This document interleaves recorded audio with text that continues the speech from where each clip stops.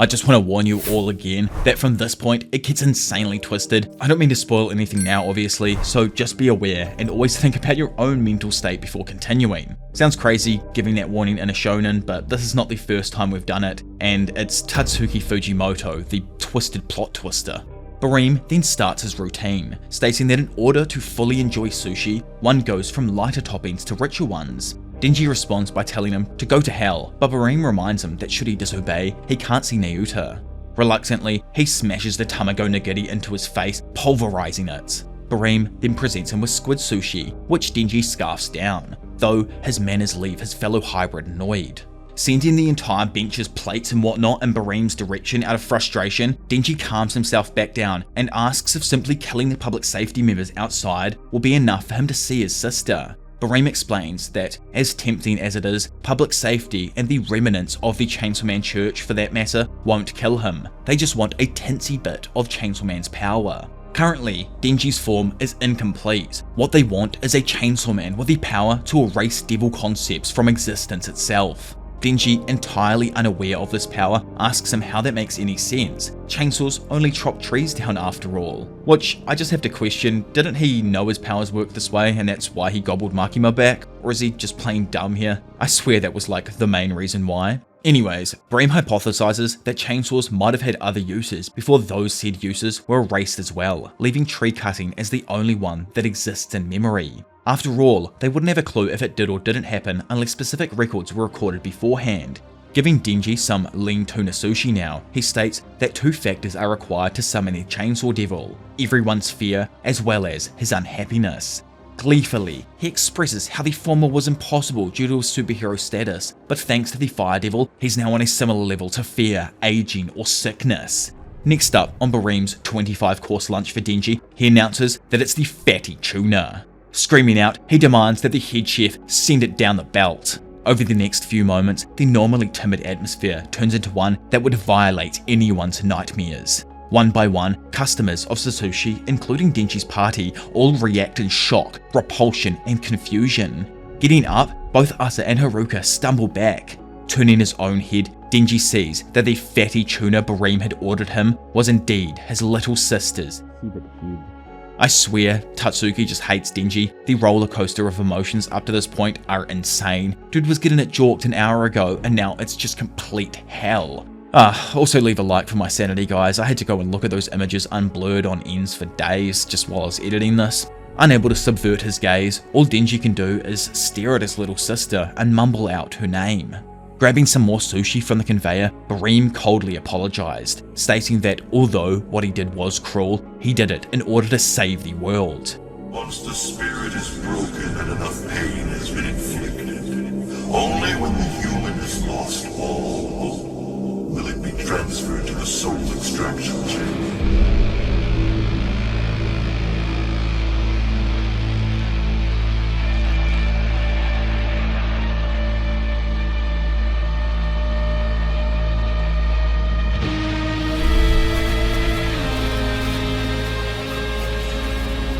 Instantly grabbing the fall by his neck, Denji's stomach bursts open and his intestinal leash wraps itself around our dude's neck. Clenching his fist into a ball, Denji, now partially transformed into the true Chainsaw Man, rips Bareem's head from his shoulders.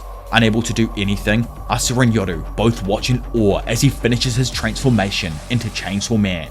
Immediately looking up to see that people are fleeing the room, Chainsaw Man's attention is drawn elsewhere. On a nearby rooftop, a man is heard giving orders to several teams of multiple public safety divisions, notifying them of their target's updated look. He tells the group, consisting of 5 Fiends, that the result of their mission today determines their fates. Should they be successful in either killing or immobilizing the Black Chainsaw Man, then they'll become protected under public safety. If not, then they'll be put down as useless devils, just like any other failed project. Survive though, and he promises them that he'll personally treat them to as much booze and sushi as they want. Walking forwards, he then commences the first mission for the newly formed Special Division 5. As Special Division 5 begin to merrily walk their way out of the building, the member with the crocodile head orders her other half to jump. Leaping off the ground, what I'm guessing is the crocodile fiend watches the Chainsaw Devil tear through her entire group. The crocodile fiend immediately begins to celebrate, avoiding the attack, only to realise that she too lost her head. Having watched all of this carnage take place, the same man from before orders Special Division 6 to commence their own operation. Moments later, explosives directly under Pochita are set off, causing him to fall to the ground level of the building. The Public Safety Division 6 members then rush forth, with the Centipede Devil encircling and capturing him first. Following up, the remaining members all slice and cut at the bricked up devil. Reporting back to Public Safety, the man from before confirms that the Chainsaw Devil is bleeding. Bleeding has been confirmed.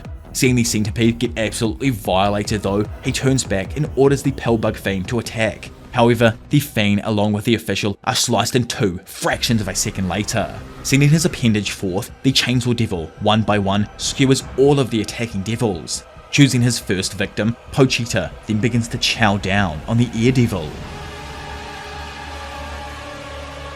It's then shown that Public Safety is observing the entire battle through their cameras, recording which specific devils Pochita is feasting on.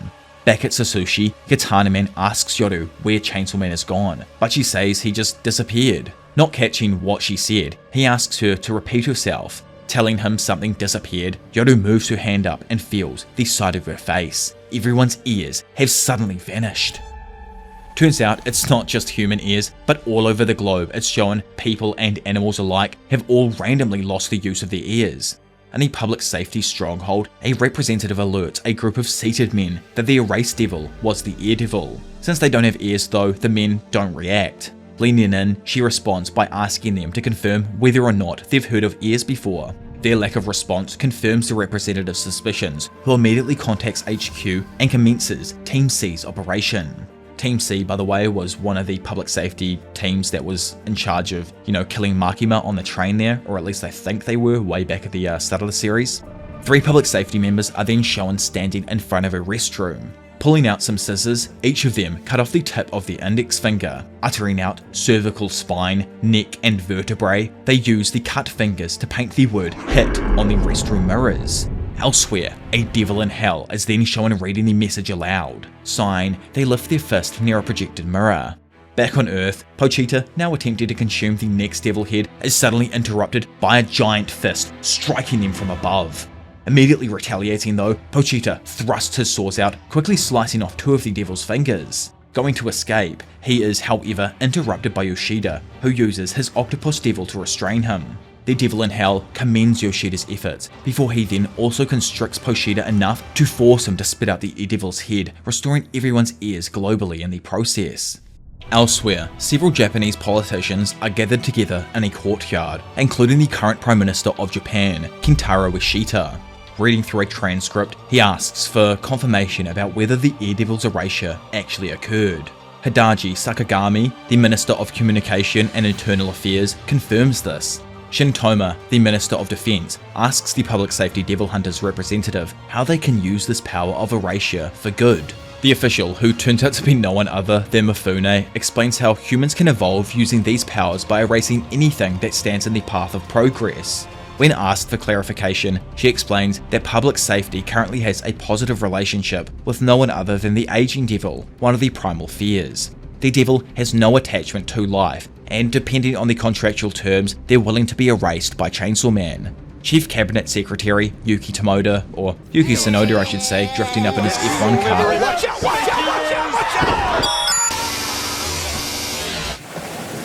asks about the possible negative effects that erasing aging could bring, though Fumiko hand-waves these concerns by saying how the absence of ears didn't suddenly erase the existence of ear-related paraphernalia like cell phones or radios. The secretary finds this whole thing a little bit just messy, to which Fumiko agrees. She says that's exactly why they're keeping Chainsaw Man's chaos under control. Interested, Toma asks what exactly the Aging Devil's terms to accept the offer are. In an insane reveal, like this is Tatsuki levels of thuggery here, Fumiko tells him the Aging Devil wants 10,000 Japanese citizens under the age of 9 years old to be executed in front of a mirror. Most of the men are understandably startled by this, but as Fumiko tries to pressure them into agreeing with the terms, the former Minister of Finance, Tadashi Hasegawa, gives the plan the go-ahead. He explains his grandson is rounding up children orphaned by devil attacks as they speak. He then commands Miki Takanashi, the Minister of Economy, Trade and Industry, to make up the rest of the numbers by granting citizenship to any refugee children his agents could find. Which is actually maniacal, giving these foreigners citizenship in order to only complete the Devil's contract. Usually they just get deported. Sweating balls over this decision, Takanashi goes to protest. However, Hasegawa brings up how the dude has 4 children of his own. Knowing that the oldie was threatening his family's lives, the Minister of Industry quickly relents. Turning back to public safety, Hasegawa tells Fumiko that the children will be assembled within 48 hours and she needs to relay it up the chain immediately. Whipping out her phone, she goes to call them, however, starts to sweat as she realizes something is off. Turns out, her mouth, along with the mouths of every other person and creature on the globe, have now completely vanished. Elsewhere, and still wreaking havoc across the city, it's revealed that not only has the Chainsaw Devil erased the concept of mouths, but he has also erased the concepts of snow, octopussy, and bitterness. Can't comprehend the fact that octopussy no longer exists, saddest day of my freaking life so far. Nearby though, a passerby turns unknowingly around the corner into the alleyway that Pochita is standing in. Startled, he rushes away, not being able to scream due to his mouth having vanished, but alerting others who notice him running, who also try to flee the scene. Several anti-Chainsaw Man protesters, probably had their wives stolen away, try to rush Pochita, but, well, yeah, obliterates them in an instant, causing the rest to flee. The only man shown not running the other way is Katana Man, who begins to transform. In another location though, another sacrifice is being made, calling forth the Aging Devil. Moments later, 2 arms emerge from glass-like windows on either side of Pochita. Darting down from above herself, Yoru, in combination with Katana and Aging, all attack Chainsaw Man simultaneously. Flashing away from this, and over in hell, it's showing that the Aging Devil has lost both of her hands, while on Earth, Katana lost both his arms as well as his head. His body collapses onto Yoru, who, not wanting to be held down by the garbage, kicks it out of the way and stands up. Turns out that she also lost her one remaining arm in the fight, however, she continues to walk down Chainsaw Man. Watching the girl fall to her knees in front of him, the Chainsaw Devil approaches and looks down on his lesser devil. Getting ready to enact something, Yoru throws her head up and gazes directly into the soul of Chainsaw Man. Falling into a flashback, Yoru is shown sitting in a bathtub, reaching for a bar of soap. Gliding into her hand, it transforms into a sword. She then shows her weapon off to Asa, who obviously isn't surprised. She explains how when she turned her apartment into a weapon, she could do so without stating its name. It's a sign that they are growing stronger, but it still isn't enough to stop Chainsaw Man. Due to the pseudo-Chainsaw Men wreaking havoc across the globe, the Chainsaw Devil only grows stronger alongside the fear of war, and as of such, she cannot surpass him. Asa suggests that Yoru buries the hatchet, as not only is everyone remembering how horrifying war is, she also knows defeating Denji won't make her happy. Yoru explains that it isn't just a matter of pride for her, she wants to rescue the comrades she once had, which he swallowed. Asa asks if she has a way to achieve this goal, to which she confirms she has 2. There are currently 2 weapons she could make, ones that are much more powerful and feared than Asa's. Asa asks why not just use these weapons instead of burning through her college savings and rendering her homeless, but Yoru tells her to not compare them to such pathetic matters. It's more that turning those 2 into weapons would be counterintuitive to saving her comrades. Obviously, these comrades are the other 4 horsemen, or at least that's how I'm seeing it all play out. Annoyed though, she exclaims that she'll do anything to prove she's a more fearsome devil than he is. Back in the present, Yoru wonders if she'd really be willing for it. Would she turn her own children into weapons for the sake of her desire? Realizing she indeed would, Yoru extends her non-existent arms and calls upon both of her children, the gun and tank devils, to come to their mother. Across the world in the Gulf of Mexico at the Devil Containment Facility, we find one of the most secure doors on the globe. Fractions of a second later, the gun devil bursts out and starts heading for Japan. Then, over in Russia, the side of Mount Erebus explodes as Tank makes his escape. 0.001 seconds later, the children equip themselves to war, who use his gun to shoot the Chainsaw Devil, tearing his arm off in the process. Now, with 2 fully formed arms, 1 gun, 1 tank, Yoru mimics Makima's bang as she watches her foe start to fall. When the last shot landed, it caused the Mouth Devil to be regurgitated out of the Chainsaw Devil, giving every being the option to talk once more. Now able to speak, Yoru points her gun arm forth and bangs off another shot that Pochita just manages to block. The recoil, however, violates him, picking him up off the ground and sending him hurtling into a nearby building. Sensing Asa behind her, Yoru laments how both tank and gun devils were created out of war, and thus were her children as they fought for her. Asa asks once more if killing Black Chainsaw Man will really grant Denji an ordinary life, to which Yoru confirms that it's what Fami told them after all. Sensing something off, she asks if Yoru is truly okay with turning her kin into weapons.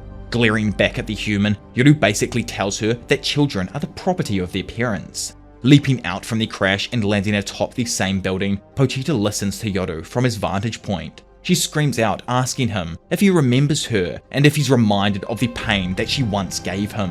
When no response is given, she snaps and asks him to fight her, though he flees. Landing somewhere nearby, Pochita approaches a volunteer blood drive member, scaring her off in the middle of her chant. Picking up the sign himself, he attempts to mimic her chanting, obviously in the hope that someone would give him some blood so he can heal. Back in the good old United States of cookery though, specifically Texas, ripped my Texans, Yoru uses the Gun Devil and one of its contracts to attack Chainsaw Man. Over the next 0.1 seconds, approximately 400,000 of the National Pistol Association of America's 3.5 million members lose their index fingers. If you are curious, by the way, it's exactly 11.4285% of the entire membership. In order to fire this attack, Yoru poses in the position of the Statue of Liberty and lowers her own index finger, cracking the statue's face. Onlookers in America react in horror as the top half of the Statue of Liberty crumbles away, revealing a devilish creature holding a rifle. Good God, Tatsuki, why are you so freaking artistically gifted? I love anything to do with like this man and his weapon creation, it's just so good. Yoru immediately commands the statue weapon to fire. In a display of utter destruction, the finger-shaped bullet crosses the world and hits Pochita directly, who's sent flying through building after building on a seemingly endless path.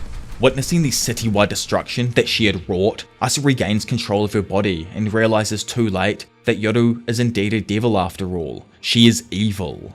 Yoru, on the other hand, can't help but hysterically laugh at the oblivion before her eyes.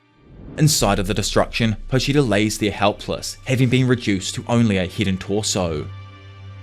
Well, that officially brings us to the very end of Pochita's battle against, I guess, everyone here. This fight in general was just insane, and I really do hope you all enjoyed some of the edits that I spent the last week trying to do. My camera keeps going out of blur for some reason, so that's a bit annoying. But obviously, leave a comment down below on what your favorite kind of moment throughout this fight was. There were so many dope moments, from Asa creating the Statue of Liberty gun, which is something I never expected coming, to her shooting a bullet across the entire globe, sacrificing 800,000 fingers just for 2 shots. Like, it was pretty damn hype. But obviously, enough of me rambling on as per usual. Leave a like and subscribe if you are new around here, as it really helps in pushing my content to a bunch of new amazing people. But for now, it's been your professional degenerate Diavolo, and I will see you all in a bit.